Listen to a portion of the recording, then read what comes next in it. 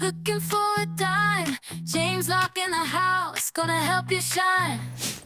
Welcome to the Poole Locke YouTube channel. I'm James Locke. Today we're going to answer some of the Ask James questions of the day.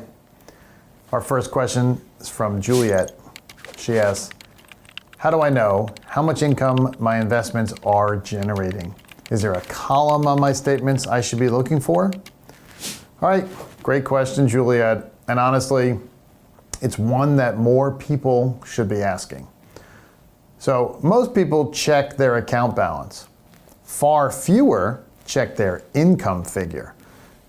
But for a retirement income strategy, that income number is actually the more important one. If your money is in a 401k, you likely do not have an income column. 401ks are built for capital appreciation.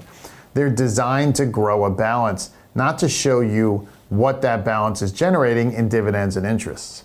So it's a structural feature of the account type, not a bug. But it does mean that 401k holders are often in the dark about their income. So that's one reason many people roll 401ks into an IRA when they can at age 59 and a half, even if they're still employed. An IRA gives you much more flexibility in how you invest and much better visibility into your income generation. So if you have an IRA or a brokerage account, it depends on the custodian. That's the company that holds the account.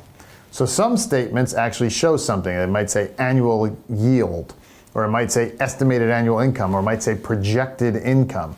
Usually it's on the far right column of your holdings next to the market value. Some custodians do a better job at making this visible than others. Now, if you don't see it in the holdings section, look at the summary page or for year-to-date income.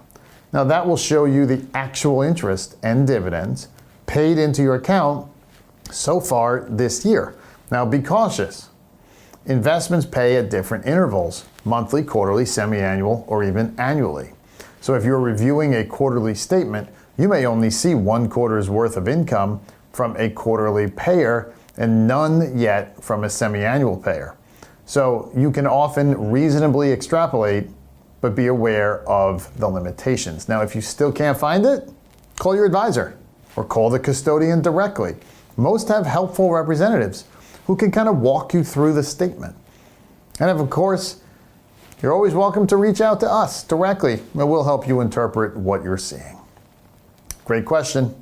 And if you have a question just like it, or something important to you, send it in to us. Email your question to poollocke@poollocke.com.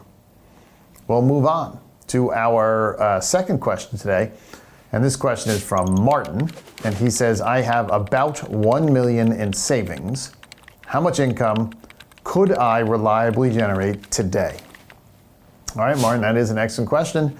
And one I love answering because the numbers today are genuinely compelling compared to where they were just a few years ago. Today, with a thoughtfully constructed portfolio of bonds and bond-like instruments, things like investment-grade corporate bonds, regular government bonds, similar fixed income securities, you can generate over 6% net of fees without taking extraordinary risk. That means 1 million could potentially generate over $60,000 annually in interest and income. That's $5,000 a month before Social Security, before any pensions, just the portfolio itself. However, and this is important, if you withdraw the full 6%, you may not build much inflation protection. Over time, inflation erodes purchasing power. $1 today buys less in 10 years. If you're spending every dollar your portfolio generates, you're not growing your income to keep pace. So many clients choose to take closer to 4% or $40,000 annual on $1 million and reinvest the rest. That reinvestment compounds over time, growing the income base so that in 5 or 10 years, your income is meaningfully higher even without adding new money.